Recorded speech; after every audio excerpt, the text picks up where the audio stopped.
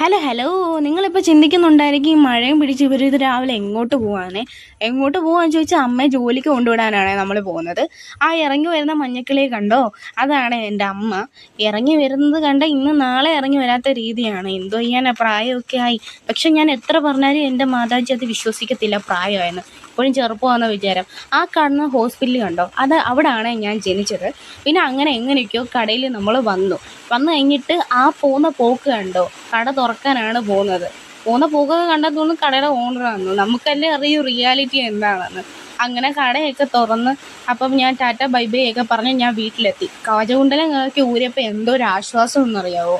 അങ്ങനെയാണെങ്കിൽ വീട്ടിൽ വന്നതിന് ശേഷമാണ് അപ്പോഴാണ് എൻ്റെ അനിയത്തി പറഞ്ഞു ട്യൂഷൻ ഉണ്ടെന്ന്. പിന്നെ അതിനെ ട്യൂഷന് കൊണ്ടുവിടാൻ വേണ്ടി പോയി. അവൾക്ക് അവളുടെ സ്വന്തം ബാഗ് പിടിക്കാൻ വയ്യ. പക്ഷെ അവളെക്കാട്ടി വലിയൊരു സൈക്കിൾ അവൾക്ക് പൊക്കി പിടിക്കാൻ ഒരു പ്രശ്നമില്ല.